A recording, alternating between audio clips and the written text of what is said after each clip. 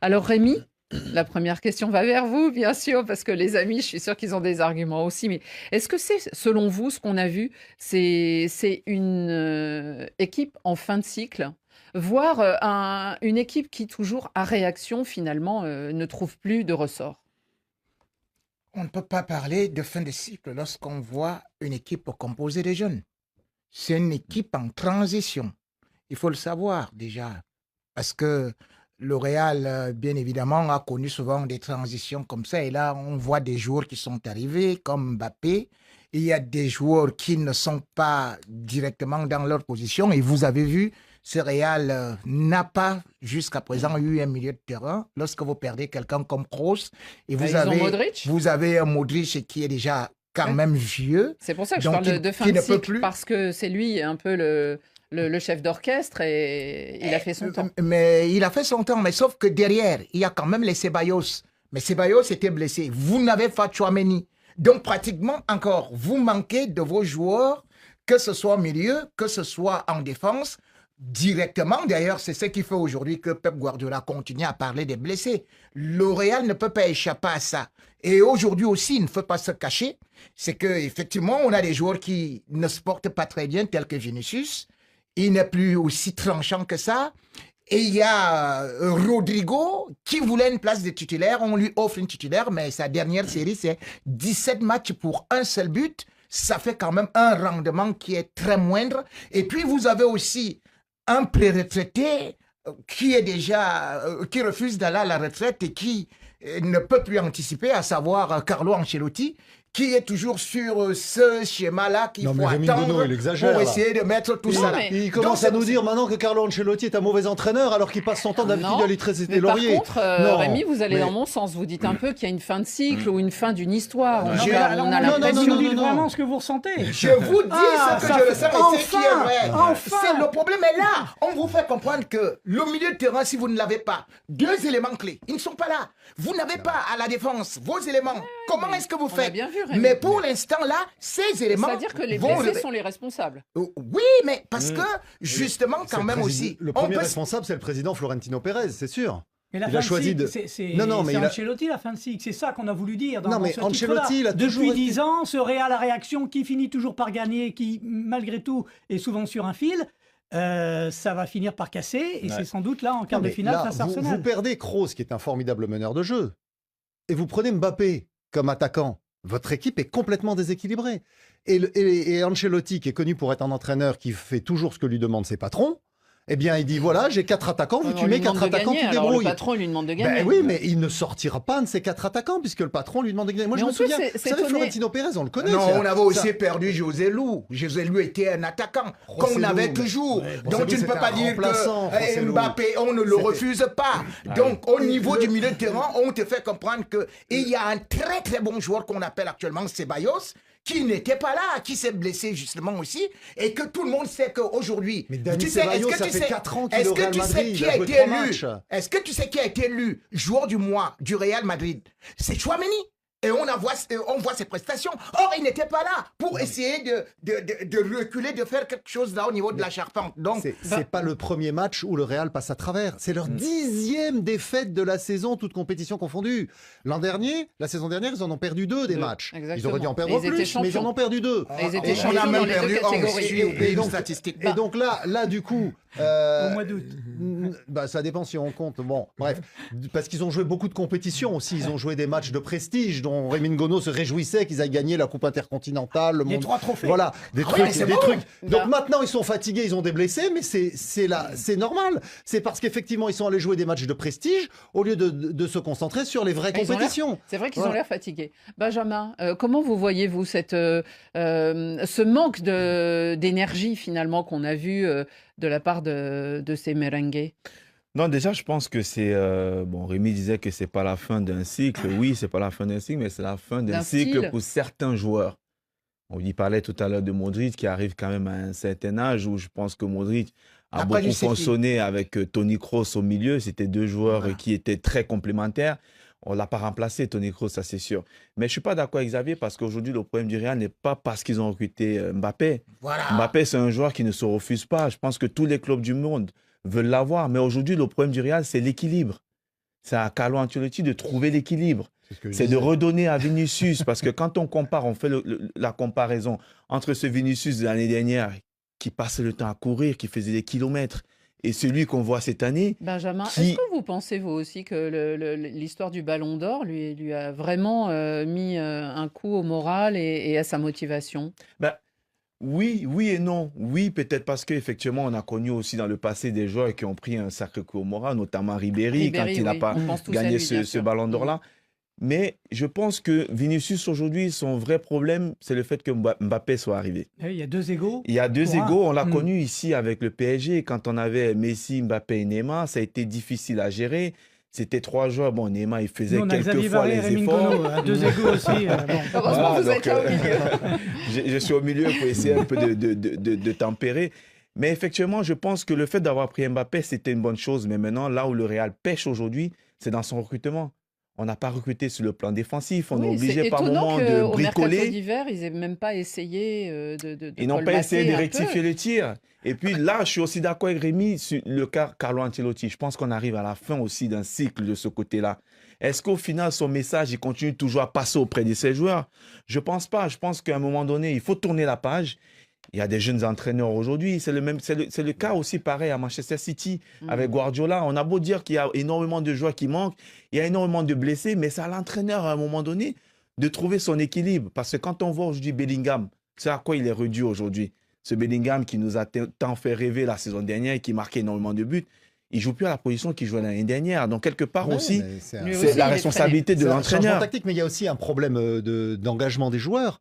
L'UEFA a publié les statistiques. 13 km de moins. Le Real Madrid, c'est ça. Arsenal. 101 km 2, alors que l'Inter de Milan, sur le match contre le Bayern, fait 125 km et Arsenal 114 km. C'est dimanche le marathon. Peut-être. Non, mais on est d'accord. Mais après, si vous individualisez les performances, et l'UEFA les a publiées, là, tout le monde peut les consulter sur leur site internet, des joueurs cette saison, tous les attaquants courent 11 km ou 10 km et demi. Vinicius, 8 km 8 depuis le début de saison. Et Mbappé, 8 km. 8 km. Voilà.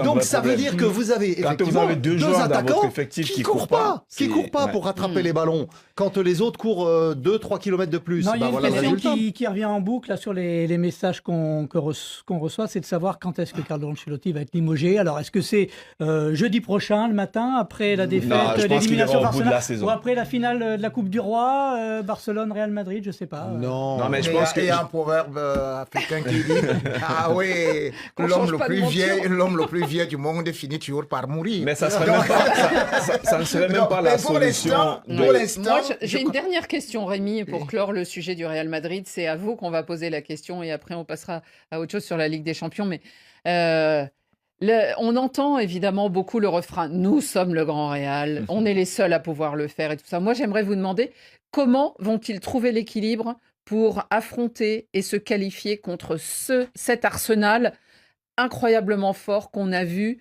cette semaine. Et là, ça sera mercredi soir. 3 buts à remonter.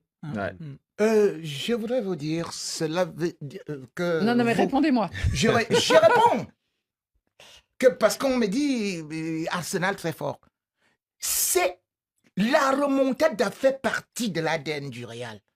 C'est-à-dire, prenez déjà... c'était du Barça. Mais non, Barça, vous savez, c'est pour ça que ça nous motive d'ailleurs. Si vous faites de la remontada sur Barça, que la Roma donne 3, Liverpool donne 4 et tout. Moi, sur le Real, il faut savoir que depuis 75... Oui, mais Rémi, tu vas trop loin, là. Hein. Je parle de 75 jusqu'à maintenant. Non, mais Rémi, répondez-moi pour 1955. Je veux vous dire que j'ai vu le Real se faire battre, même par des équipes qu'on appelait country derby. C'est-à-dire que par 4 buts à 1 et remonter à 5-1. J'ai vu le Real se faire battre par Manchester City et remonter. J'ai vu le Real se faire battre par Wolfsburg et remonter. J'ai eu Borussia donné 5-1 à Real et le Real a remonté. Mais est-ce que tu penses que cet effectif-là, cette équipe que tu as vue contre Arsenal, Rémi, je te dis dans l'histoire du Real, c'est ça. C'est dans le sang. On a vu des arbitres accorder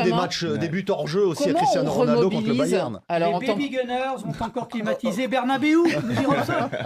En tant que capitaine, comment on remobilise un effectif comment on arrive à leur dire 3 buts de retard, on se qualifie ce soir. Oui, mais de toute façon, on n'a même pas besoin de remobiliser l'effectif parce que quand vous perdez déjà 3-0, vous savez qu'automatiquement, il faut que vous marquiez 4 buts et que vous n'en prenez pas. Au moins pour gagner, ça suffit déjà pour être motivé, bien évidemment. Et puis, comme Rémi disait, oui, c'est le Real. Peut-être qu'ils sont capables. On l'a déjà fait par le passé depuis les années 50. Oui, mais les années 50, ça fait quand même loin. Hein. C'est pour ça que je posais la question à Rémi de savoir. Face à Manchester City en 2022. C'était loin. C'était loin. 2022, tu avais Benzema, tu avais quand même Toni Kroos, tu avais des joueurs aujourd'hui qui ne sont plus dans cet effectif-là. Aujourd'hui, tu as Kylian Mbappé. Aujourd'hui, tu peux avoir Vinicius. Et peut-être même tu peux avoir Brahim Diaz qui peut sortir du banc. Il y a beaucoup d'attaquants de qualité. On est désolé. Les gars, c'est une dinguerie. C'est une dinguerie. T'arrives en quart de finale de Ligue des Champions face au Real. Même si le Real n'est pas forcément bon cette saison, ça reste le Real en Ligue des Champions. Tu viens, tu portes tes yucks, t'allumes 2 fois Courtois. Les gars, Courtois, il a aussi soulevé la meuf de Rice. Non les gars, dites-moi. Courtois, il a aussi soulevé la meuf de Rice. Ou bien est-ce que Rice est un grand fan de Kevin De Bruyne, donc il a autant la rage envers Courtois que Kevin De Bruyne? Premier coup franc où il reproduit parfaitement les consignes du staff. À la perfection. Juste ça déjà les gars, c'était fort. Sachant que Courtois fait quand même un énorme match ce soir. Et pour le but du 2-0, le deuxième coup franc où il t'explose la lucarne les gars, vous êtes sérieux? En quart de finale de Ligue des Champions face au Real? Et bordel les gars, faut lui construire sa statue en même temps. Il n'avait jamais mis de coup franc direct de sa carrière et il en met 2 en quart de finale de Ligue des Champions. Je vous jure les gars que je suis sous le choc. On n'a même plus besoin d'attendre les autres performances. On sait déjà que c'est l'homme du match et on sait déjà que ce sera l'homme de la semaine en Ligue des Champions. Il n'y a même pas de débat, c'est même pas possible. J'arrive pas à voir qui va faire mieux. Enfin bref, sinon vous les gars, vous en pensez quoi? Ramenez-vous sur Snap Insta, on s'ennuie. T'as vu, je vais enlever ça direct. Voilà, comme ça là je suis à mon prime. Carlo Ancelotti, je t'ai déjà expliqué un truc. Dégage! Dégage de mon club! Mais sors! T'es nul! T'es claqué! Aucun fond de jeu! Tu vaux rien! Je commence à en avoir marre! On s'est fait piétiner contre une équipe qui se fait piétiner! Voilà, j'ai envie de mourir aujourd'hui! C'est une dinguerie! 3-0! Allez, Mirate! Allez, Mirate! Allez, Mirate! J'ai dû subir ça! J'ai eu confiance en vous! Je me suis déplacé pour vous à Valence. Vous m'avez humilié. Malgré ça, j'étais derrière vous. J'étais derrière vous. Et j'attendais une réaction. J'attendais de l'envie. J'attendais une domination face à cette équipe d'Arsenal. Ce que vous m'avez donné, c'était une bouse aujourd'hui. Vous avez chié sur tous les Madrilènes aujourd'hui.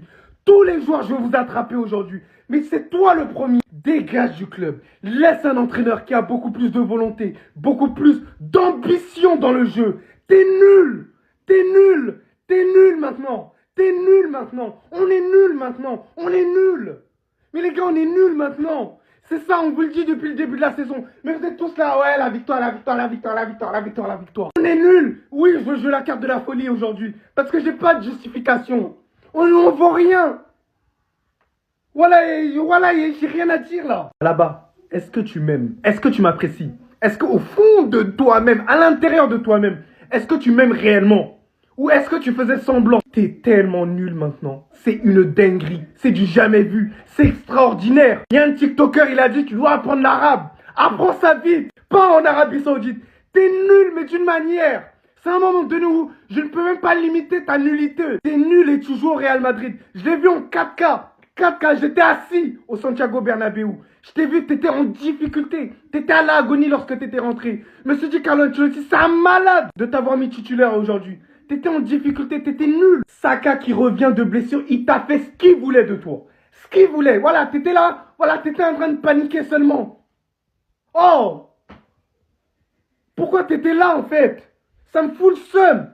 Qu'il y ait des joueurs qui jouent au Real Madrid mais qui n'ont pas le niveau. Faut se le dire les gars. On est nuls. On joue comme le Panathinaikos, comme Ludogorets, comme la S Sarcelles, comme Ivry-sur-Seine, Garges, Bretigny. On est même capable de perdre contre eux. Aucune dignité.